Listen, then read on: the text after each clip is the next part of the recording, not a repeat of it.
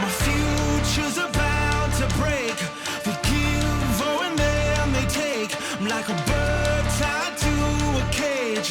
You barely know my name. I'm sick of chains, oh, sick of hate. Oh, they say left free to reign, but you blow it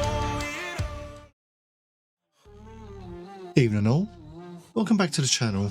Today we're diving into three major developments across the solar system and beyond. The interstellar comet 3I Atlas, NASA's delayed but still moving Artemis crewed mission to the moon, why the moon is weird, and a quick update regarding NASA's Mars probe MAVEN. Let's get into it.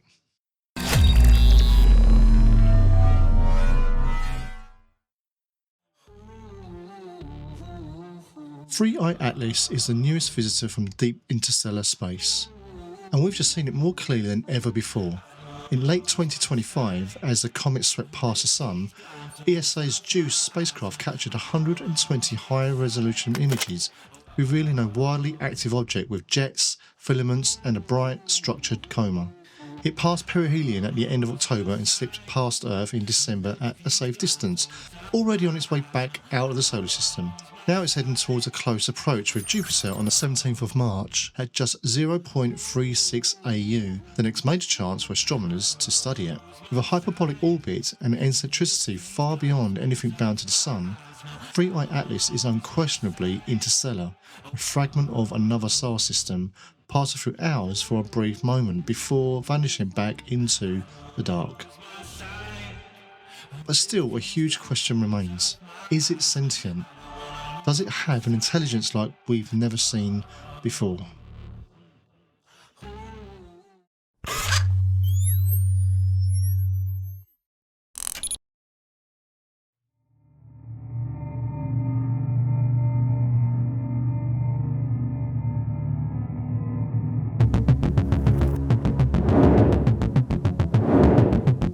NASA has reshaped its Artemis program, and the biggest change is this. Artemis II will no longer attempt a lunar landing. Instead, it becomes a low Earth orbit test mission, while the first crewed landing shifts to Artemis IV in 2028. So what's changed? Artemis II has slipped to 2026 after issues with hydrogen and helium systems in the SLS rocket. Those delays cascade forward, pushing NASA to rethink the entire sequence. Safety advisors warned that Artemis III was overloaded with first-time risk, especially relying on landers that aren't even ready. So why has Artemis III lost its landing? Well, this is down to lander delay. SpaceX Starship and Blue Origin's Blue Moon still need to prove in space refueling, docking with Orion and an uncovered lunar landing. There are too many unknowns. NASA decided that it was unsafe to combine all of these untested elements with a crewed landing attempt.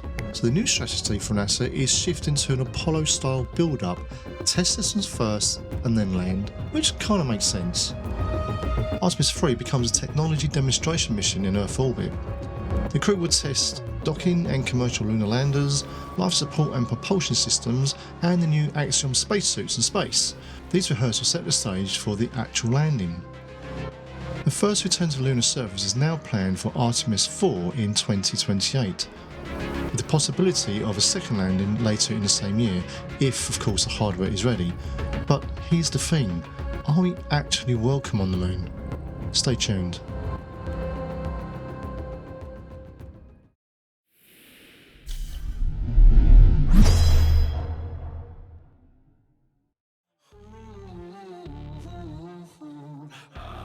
For half a century, a rumour has echoed through the Apollo era that during Apollo 11, humanity was quietly warned by something non-human to stay away. Nothing has ever been proven, but the idea refuses to die, lingering like a shadow behind the question of why we never went back. And the moon itself doesn't make the mystery any easier. For example, no other moon in the solar system or anywhere else is so large compared to its host planet, or locked in such a perfect orbit. Some have even suggested that it may be hollow. In 1969, when NASA deliberately crashed the Apollo ascent stage into the surface, the moon vibrated for more than 50 minutes, a seismic ringing unlike anything on Earth. It was said to ring like a bell. Another anomaly is that we only ever see one side of the moon. Tidal locking keeps the far side hidden, although we do see 59% of the surface over time. The precision of that synchronisation has always felt uncanny. Add to that the persistent reports of towers, structures and objects crossing the lunar horizon, some of which have been caught on telescopes. This enigma deepens. And then we have our ancestors. Ancient cultures remember something stranger still. Hopi and Cherokee traditions speak of a pre-lunar age, a time when the night sky was empty and the world was dim. In Hopi cosmology, the first world existed before the moon was placed in the heavens, a deliberate act that brought order, seasons and balance. If this is indeed correct, could it suggest that the moon is actually a terraforming module, an ancient piece of technology capable of bringing the seasons and creating an inhabitable planet? If so, who built it, when did they build it, and how did it get here? There's also a geographical issue with the moon, which is no less bizarre. Its oldest rocks lie exposed on the surface, while younger material hides beneath, giving it almost like an inside-out structure, and its craters behave in ways no other world does. Smaller ones are deep and sharp, but the largest basins are far too shallow, as if the surface rebounds over something solid beneath. Maybe there is something very solid beneath, and hollow. And then there's the age-old question, why have we not gone back sooner? Well, the simple reality is cost. The Apollo program consumed the modern equivalent of nearly $280 billion. Without a clear return on investment or a real urgent need, there was little reason to keep going back. But the combination of expense, unanswered questions, and the moon's own unsettling oddities has kept humanity at a distance.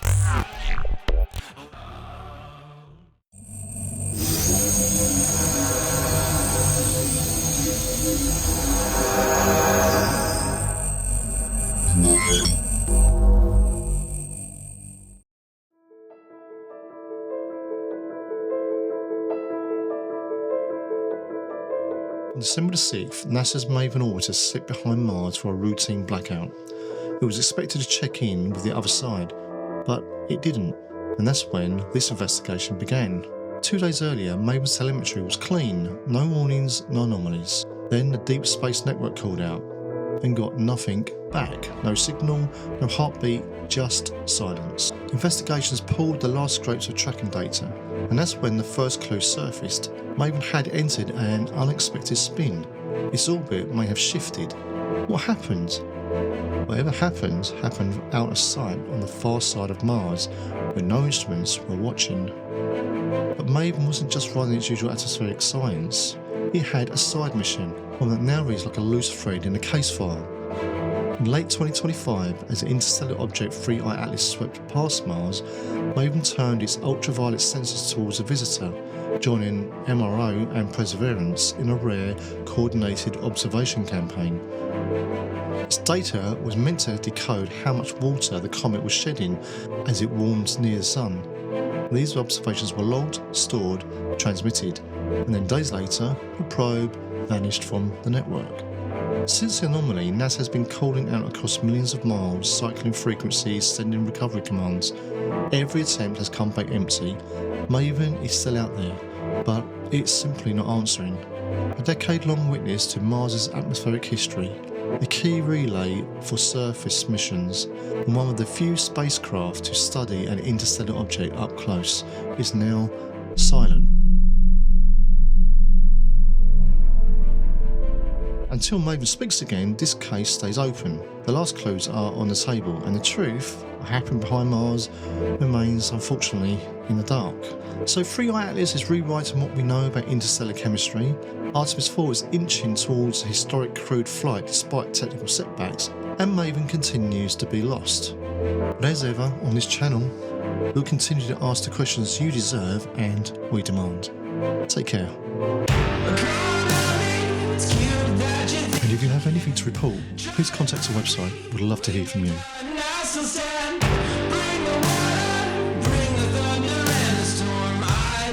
Care, I won't break my